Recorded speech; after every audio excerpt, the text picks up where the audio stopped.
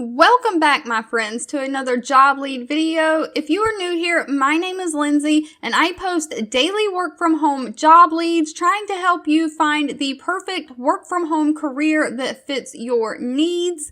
Today, we have U.S. Bank hiring a remote administrative services rep. Now, unfortunately for my international viewers, this position is for the United States only, but I will have something coming for you real soon.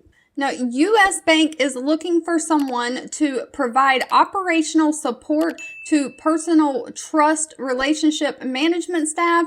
The primary job duties will include supporting the e-signature and document review for the account onboarding team, along with projects to support as needed. So you'll have to ensure that requests are completed timely, accurately, and in compliance with standard policies. Ensure that customers receive quality service for all personal trust operation activities supported, and adhere to their corporate policies. So this may require a little bit of phone work. You may every now and then have to pick up the phone and reach out to the customer, but it is mostly non-phone based. If you've ever done the e-signature thing, when I bought my house, I completed my loan without ever stepping foot into the bank. I applied online, I spoke with someone over the phone, and I submitted all the documents for income verification that they asked for over email and uploading through an online secure bank portal. And then when it was time for me to sign the documents, they actually sent them to me electronically, and you do the e-signature,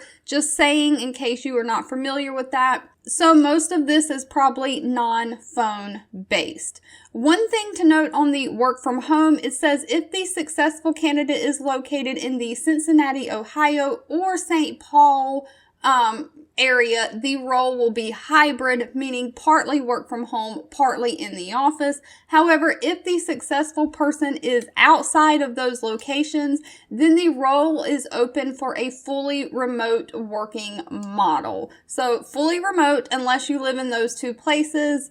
Basic qualifications required are a high school diploma or equivalent, but no college degree is required.